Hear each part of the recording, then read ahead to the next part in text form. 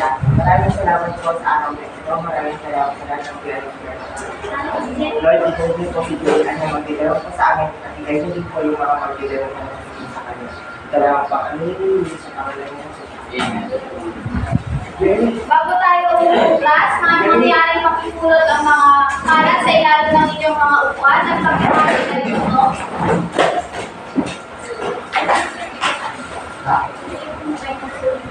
Magandang umaga, BSL PE. Magandang umaga po. Narito sa harapan ang inyong mga pangalan para sa attendance. Mangyaring tumayo ang mga nasa unang linya upang kunin ang mga inyong pangalan. Dito daw.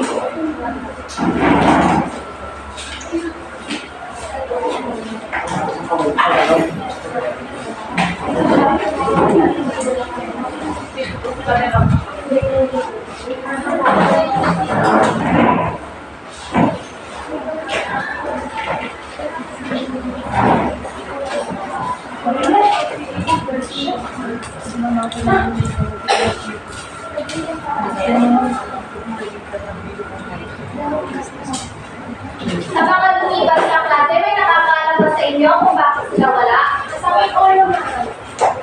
Pakisabi na sa susunod na pagpasok nila, yung kuha ng admittance na ibigay sa akin. Napapansin ninyo sa yung mga pangalan na may nakalagay ng color. Yan ang magsisilbing pangkat nyo. Unang pangkat yung pink, pangalawang pangkat yung green, at pangatlong pangkat yung orange. Magsipunta na sa mga grupo nyo. Green. Pink, green, saka orange.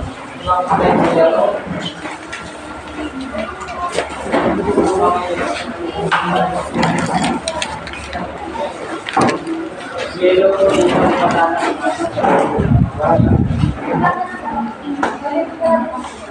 Para sa pamantayan ng ating klase, mangyari pakibasa. Ako ibang nakilaok sa mga diskusyon sa klase. Itaas ang kamay kung nais mo may gustong sabihin. Iwasan magsalita kapag nagsasalita ang guro at sarili na sumasagot. Sumali sa mga diskusyon buko ng talakayan o iba't ibang o sa iba't ibang aktibidad. Salamat. Balik-aral sa nakaraang aralin. Batid kong may natutunan kayo sa ating nakaraang aralin, kaya naman lumako na tayo sa ating susunod na aralin. Inaanayaan na si Ian at si Dean upang basahin ang storyboard na aking hinanda. Nangyari tumayo kayo. Pakibasa.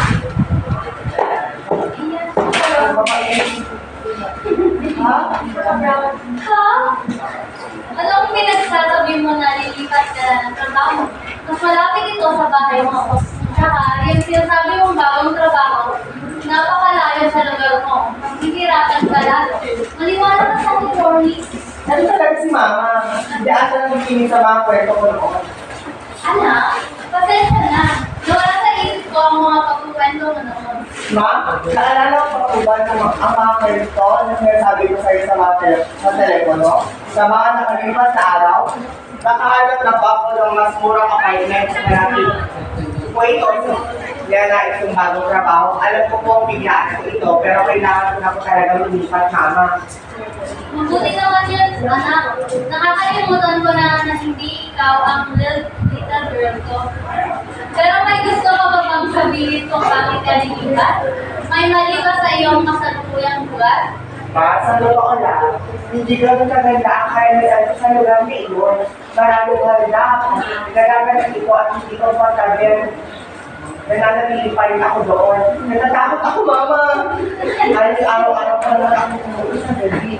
Ay, naku po, Rory, my little girl. Dapat sinabi mo sa akin dito ng mas maaga. Gagawin ko ang lahat para sa iyo.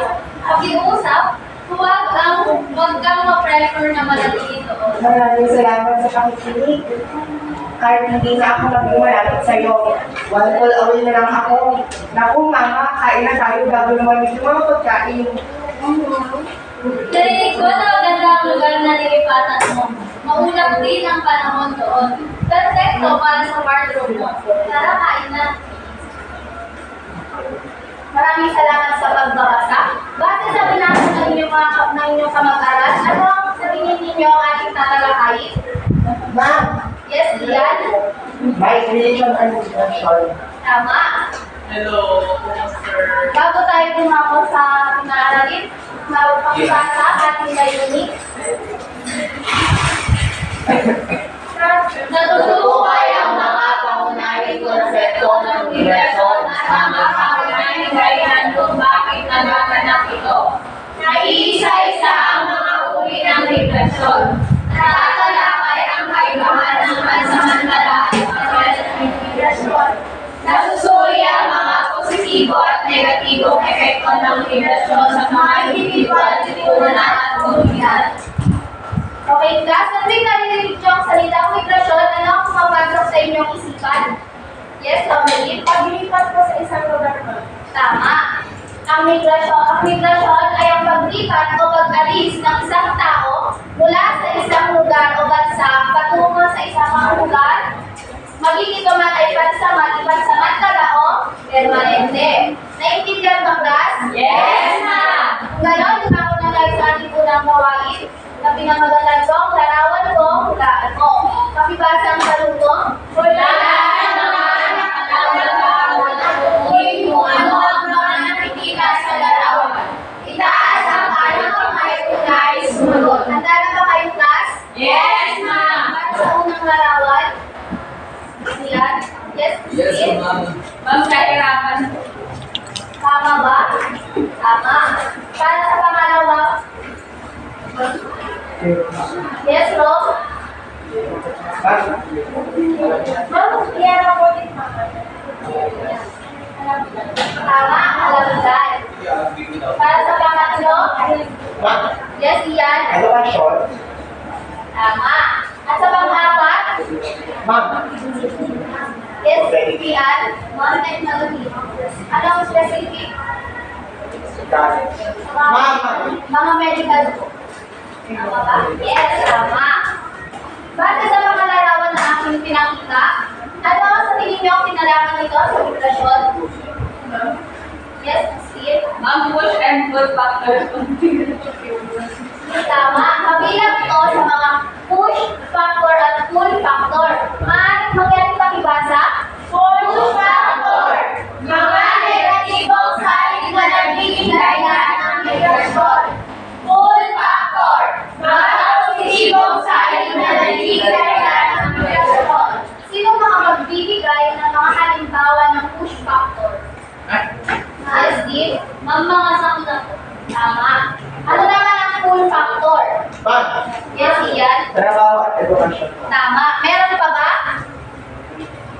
Kung wala na, dumako na tayo sa ating susunod na gawain. Pinamagatan ko, red flag, green flag. Pakibasa ang panuto.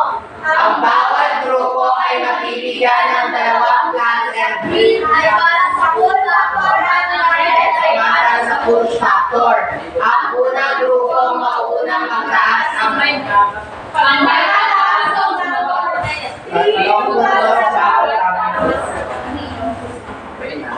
Pwede lang pakibigaw ng mga upuan class ang bawat grupo.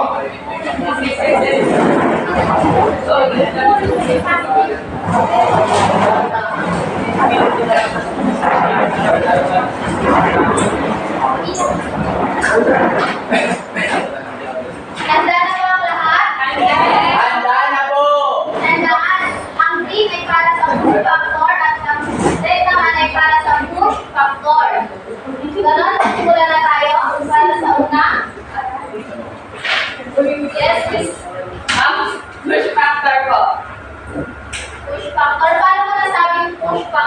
Pag kasi po kawalan ng edukasyon at kalusugan is nagpapakita ng negative. Tama ba?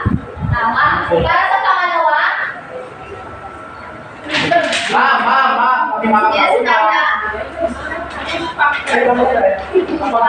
Tama ba? Tama. Para sa pangatlo? Yes, Jeremy. Kahirapan ng kalamidad is an example of pull factor. Tama ba? Push pala! Mali. Para sa pang-apat? Yes, Kayla. Ako ang sagot. Bakit? Magbigay ng mga pangyayari. Kasi syempre yun, halimbawa po sa mga Okay. Siyempre, parang bullying, siyempre kapag ganyan yung mga tao, siyempre ayaw nila na nag-discriminate sila. So, pupunta sila sa lugar kung saan hindi nila accepted sila ng mga tao sa lugar na yun. Tama. Para sa susunod? Sige, Jeremy. Magkakapantay-pantay at pagtanggap. Pull factor. Tama ba?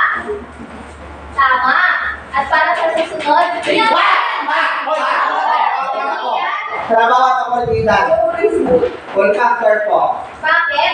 Kasi po, syempre, kapag mas mataas yung parang sweldo sa ibang bansa, pupunta kayo doon. Yes. Tama. At sa susunod?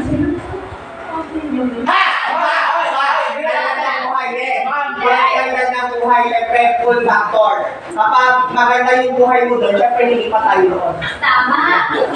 Tama ba? At sa bago?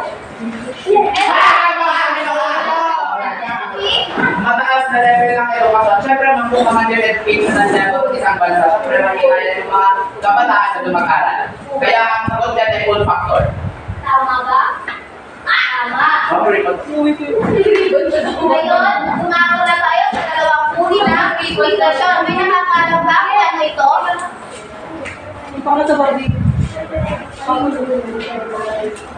Yes?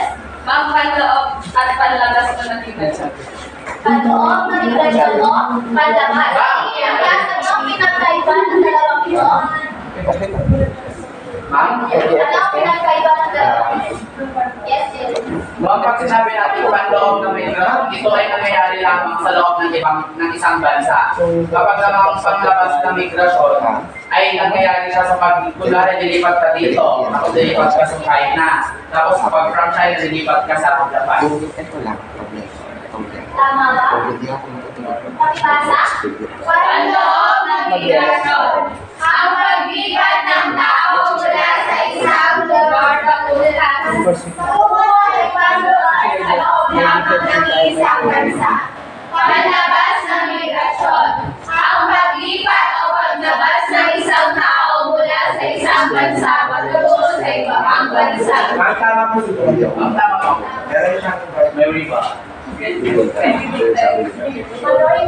Okay, class, tandaan. Ang panloob ng migrasyon ay sa loob lamang ng isang bansa at ang panlabas ng migrasyon ay patungo pa sa ibang bansa. Ayon sa datos ng taong 2023, USA ang pinakamaraming Pilipino migrante. Ngayon, kumaka na tayo sa pangatlong gawain na pinamagatan mo, Fly With Me. Pakibasa ang saludo.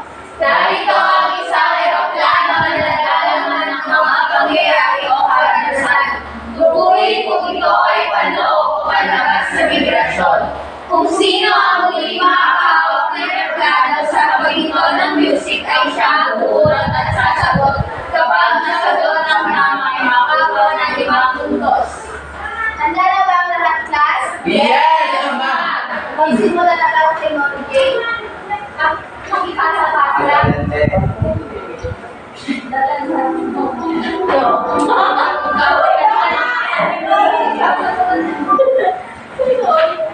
Sumunod na sa likod, te.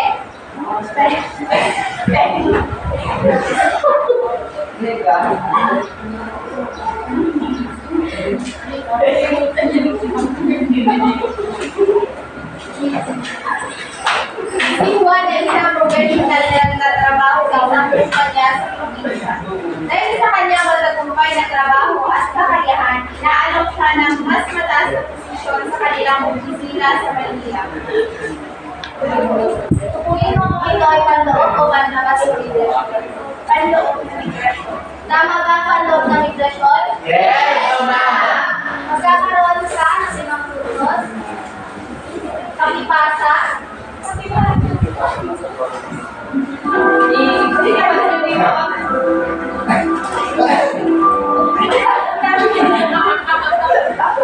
Ika. Halika! Bumunod natin.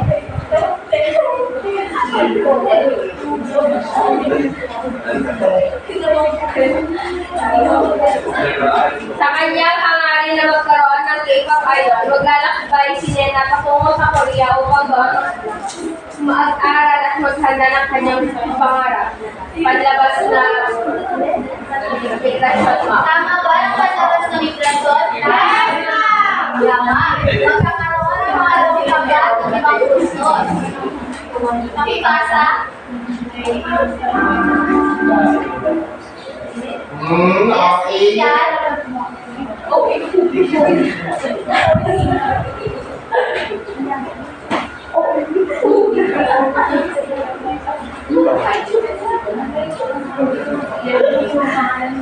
Nagdesisyon, si Juan ay ilipat ang kanyang pamilya mula sa probinsya patungo sa Maynila upang samahan sa kanyang trabaho. Paano? Tama ba? Tama. Para sa susunod.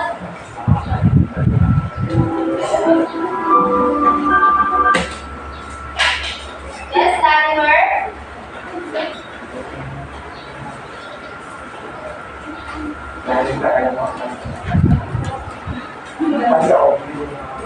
Si Maria ay isang batang profesional na mayroong espesyalisasyon sa teknolohiya. Dahil sa kanyang mataas na antas na kasanayan at kredibilidad sa industriya, siya ay lalong na magtrabaho sa isang malaking kumpanya sa Silicon Valley sa Estados Unidos, panlabas na migrasyon. Tama ba, class? Yes! Tama. At sa susunod.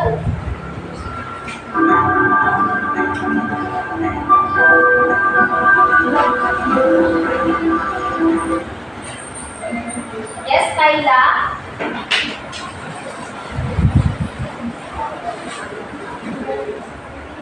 Si Ramon ay isang magsasaka mula sa isang hit-hit na bayan sa Ululuki. Dahil sa hindi pag-unlad ng kanilang lugar at kakulangan ng mga oportunidad para ipagbuhayan, napagmasyahan ni Ramon na ilipat ang kanyang pamilya sa malaking lungsod kung saan mas maraming oportunidad sa trabaho at mas malawak na mga servisyong kapwa.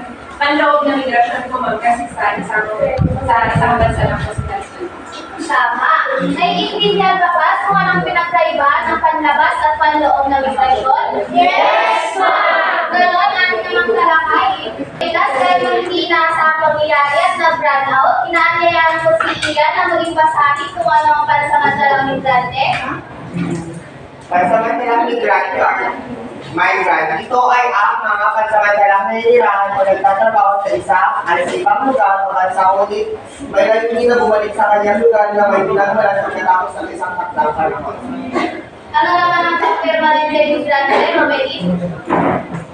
Ang permanente migrante o immigration, ito ay naglilipat ng kanyang tirahan mula sa kanyang pinagmulan patungo sa ibang lugar o bansa na may layuning manirahan doon ng pangmatagay. Ano nga bang migrante, class? Ma'am, Yes, Jeremy? ma'am, pag sinabi natin migrante, sila yung mga tao na nagsasagawa ng migration sa iba't ibang lugar. Tama ba, class? Yes, ma'am. Tandaan, ang pansamantalang migrante ay ang mga taong lumalabas ng bansa, ngunit pansamantala lamang at may layunin bumalik sa kanilang bansa. At ang pampermanente migrante naman ay ang mga taong lumilipat sa ibang lugar upang manirahan doon na permanente. Ngayon, class, kumako na tayo sa ating gawain for Play and Get Me. Pakibasa ang panuto, Ian. Sa tatlong grupo magpapadala ng isang representative upang maglaro. Ang mga Kalahok ay kinakailangan na katayo at ako ay magsabi ng mga iba't ibang parte ng katawan na dapat hawakan. Ngunit kapag sinabi kong migrasyon, kailangan nilang magunahan sa pagkuha ng bote sa gitna.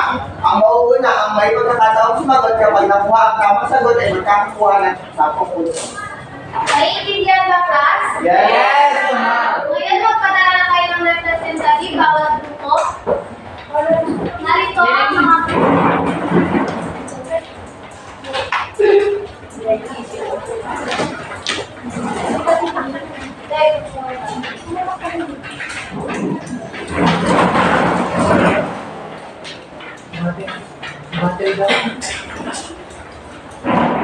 Ito kayo sa harapan. Ayan. Ay, pata lang sa kami.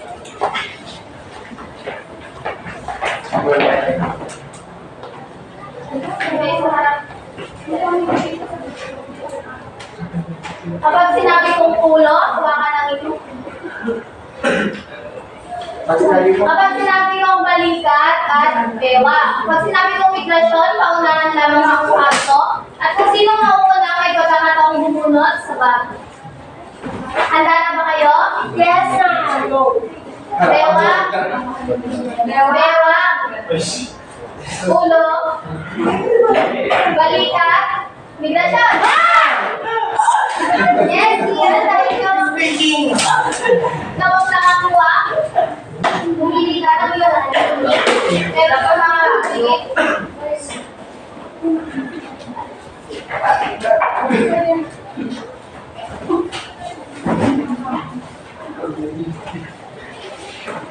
si Lisa, isang estudyante Pilipino na nagpili para sa isang internship program sa Singapore sa loob ng 6 na buwan. Dahil sa oportunidad dito ay magbibigay sa kanya ng mas malawak na karanasan sa kanyang larangan. Nagpasya siyang pansamantalang manirahan at magtrabaho sa Singapore habang natapos ang kanyang internship. Mga migration. Kukuyin kung ito ay pansamantalang migrante o pansamantalang migrante. Tama ba, Paz? Yes! Tama!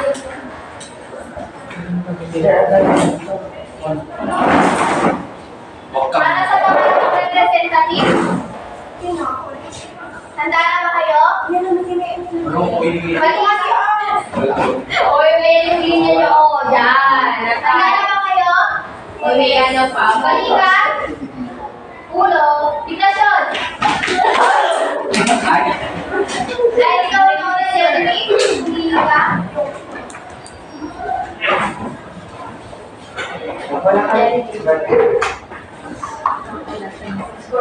Si Maria ay isang may bahay na kasal sa isang dayuhan na nagtatrabaho sa ibang bansa. Pagkatapos ng maraming taon ng pag-iintay, natanggap na niya ang kanyang permanenteng residensya bilang asawa ng isang dayuhan. Bilang tugon, nagdesisyon si Maria na sundan ang kanyang asawa na magsama-samang manirahan sa bansang pinagtatrabaho nito. Permanenteng migrasyon na. Tama ba? Yes, ma'am! Para sa pangatlong representative,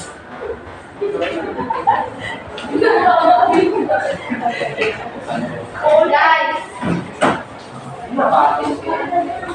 ay wala hawakan kasi ang sakit ng hawakan ni Jeremy. Better, di ba? Ulo, balikat, ulo, balikat, migrasyon. Uy! Ako uwi mo naman na yan. Ay, ikaw na ako ganyan. Oo, inawan nila ko Sora. Baka na ka magkakalit.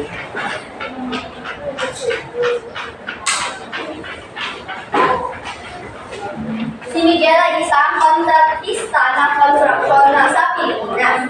Dahil sa kasalukuyang kawalan ng proyekto sa kanyang lugar, nagpasa siyang magtrabaho pansamantala sa ibang bansa upang maghanap ng karagdagang kita. Pinili na magtrabaho sa Saudi Arabia para sa isang proyekto ng konstruksyon na may takdang habang panahon ng pansamantalang. Tama ba? Yes, ma'am! Tama. At para sa huling makikila ko, ako na lang ang pipili. Nandiyan ko si Larimer, si Jeremy, at si Rosabel. Wala, Meron ako kasi. Deliver namin ang deliver.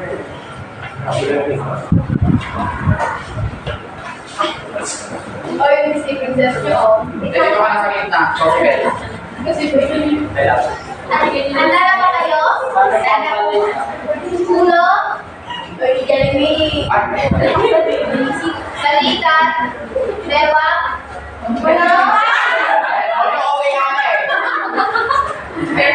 Migration! Yes, sir. Perfect yung pinili. Grabe si Biscuit Vincent sa iwan. Kaya, Ang kuya po ito ay ang permanent niyo pansamantala.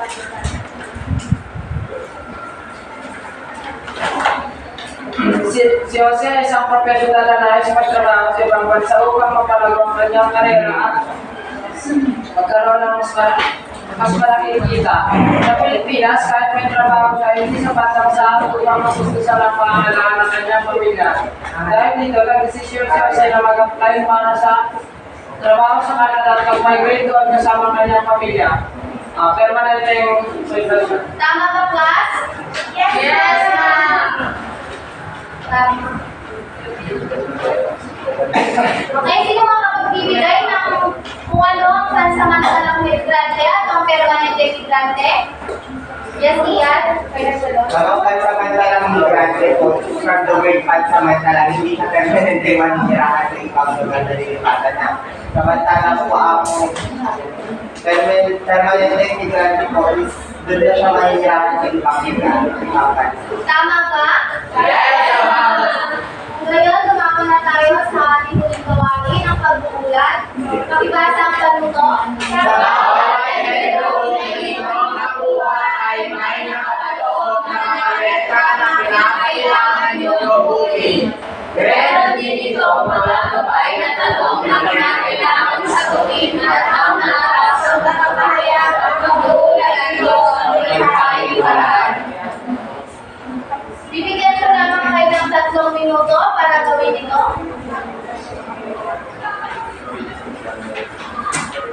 Magsimula na ng class.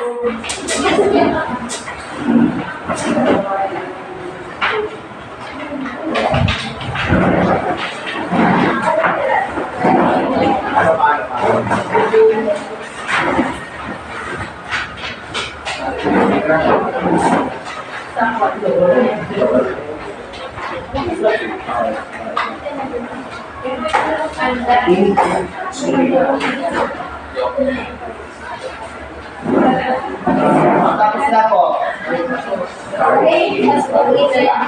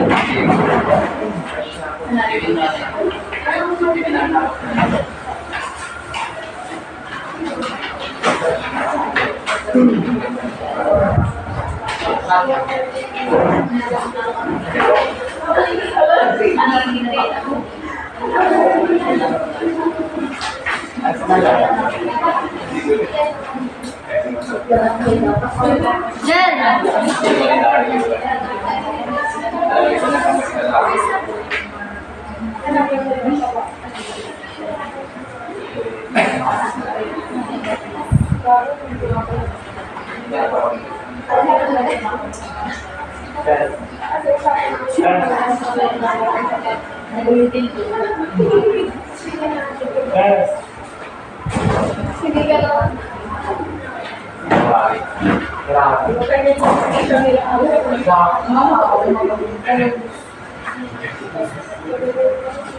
Yes, daw.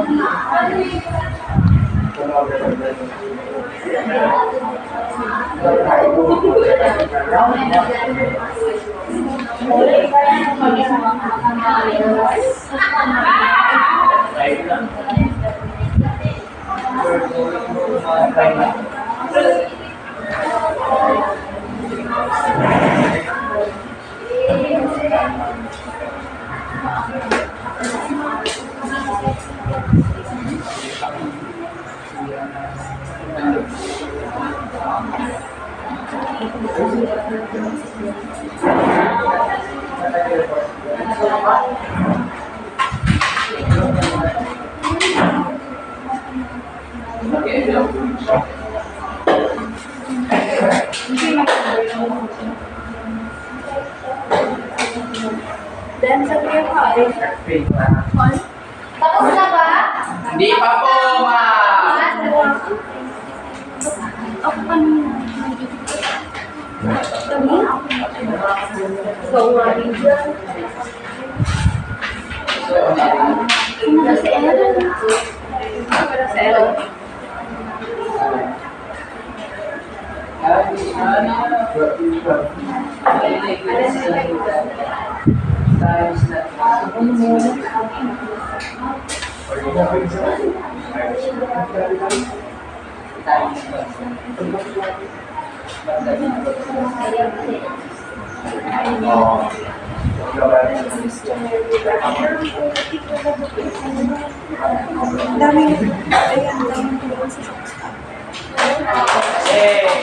Ang pangatlong pangkat, ang pangalawang pangkat.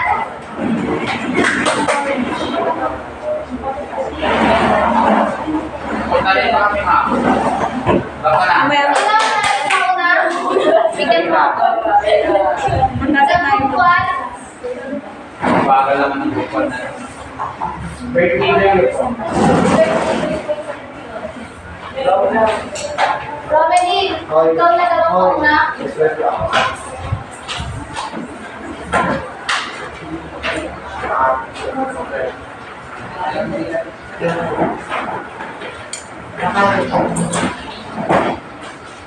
Ang napunta po sa aming salita ay internal migration po or download na migration po. At sa para po sa pang-process ang tanong, paano nakaka-apekto ang panloob na migration sa ekonomiya ng bansa? Ang nilagay namin na repression sa pasilidad kasi po kapag nagkaroon ng imbalance na migration sa isang bansa ay dalami po ang mga tao sa isang lugar, which is magbukas po na magiging, siksikan sila doon. Magkakaroon ng presyon sa mga pasilidad, magkukulang ang mga infrastruktura tulad ng tirahan at transportasyon at pwede maging siksikan or maraming tao na naghahanap ng pampublikong servisyo. Pangalawa naman po, ang edukasyon ay nagbibigay ng paano na-influensya ng edukasyon ng mga individual sa panloob ng migrasyon? Ang alam naman po natin ang edukasyon ang nagbibigay ng kasanayan at kakayahan sa mga tao. Kaya kapag ang mga tao na may kasanayan po ay maaaring maging in-demand sa ibang lugar. For example, yung mga nurse dito sa Pilipinas sa magagaling ay nabibigyan naman po sa ibang bansa, which is nagtutulad na mauusan tayo ng nurse dito sa atin. Bigyan natin ng tatlong bagsak ang unang pangkat. Dahil dyan, bibigyan ko kayo ng 25 points. Ang pangalawang pangkat naman, Jeremy. Begin girl. Okay, kami ang green. Okay, so napunta po sa amin ang international migration. So yun, pag sinabi ko natin international migration, ito yung ang migrasyon pang-international kung saan lumalabas ang isang tao o grupo ng tao mula sa isang bansa papunta sa isang bansa. So, yung tanong is, yung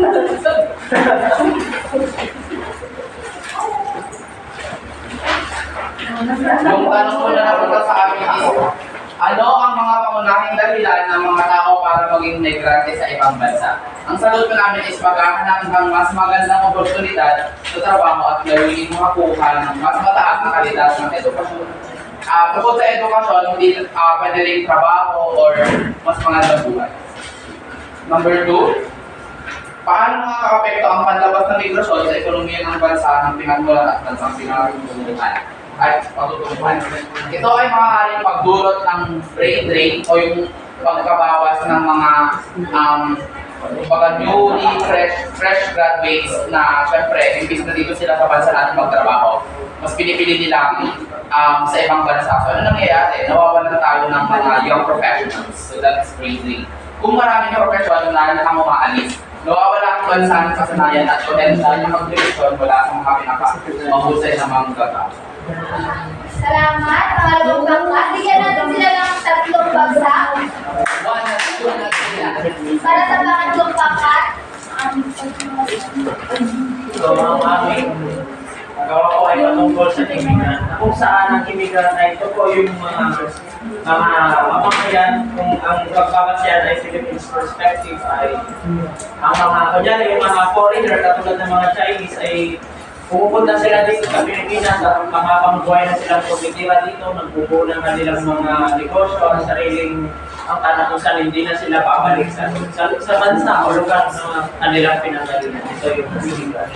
So, may dalawang kaproseso tanong. Ano ang pangunahing layunin ng mga pang-permanente migrante sa paglipat sa ibang bansa? So, maraming migrante ang kailangan ng mas mataas na kita at mas magandang trabaho sa ibang bansa na maaaring mas magbigay ng mas maginhawang buhay at mas maayos na kalagayan sa kanilang pamilya.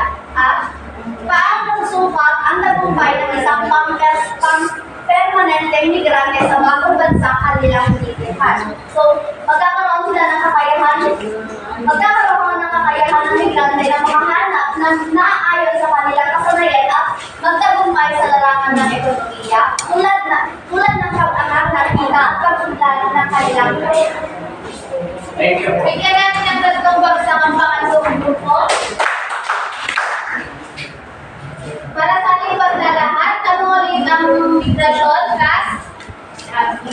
Yes, Romeli. Yung migration po ay pag-iwan ng isang tao sa ibang lugar po, sa labas ng ito, sa lugar. Ano naman ang pinagkaiba ng pull at push factor? Ayla? Ma'am, kapag sinabi natin pull factor, ito po yung mga positive na factors na nakakikaya sa mga tao na mag-migrate mula sa isang lugar sa isang lugar. At kapag naman push factor, ito yung mga negatibo na nagtutulak sa mga tao na lumipat mula sa isang lugar sa isang lugar. Tama. Para sa pagtatayan ng alagin, pagbasang palutong, Sukuyin ang mga salita. Salitang inilalarawan ng bawat tanong sa hanay at hanapin ang wasong sagot sa hanay. Isulat ang letra sa tamang sagot bago ang video. At para sa tatlong alagin, pagbasa, Sumulat ang mahilig sa laysay ng kalarawan ng personal na karanasan ng isang migrante o ng isang pamilya na naapektuhan ng migrasyon. I-highlight ang mga pag-asa, pangarap at mga pagsubok na kanilang pinapaharap. pagbasa, pamantayan, Organisasyon. 5. Maunay ang paglalakad ng ideya sa kabuuan ng talata at mabisang panimula at posisyon. 4. Maayos ang paglalakad ng ideya sa talata.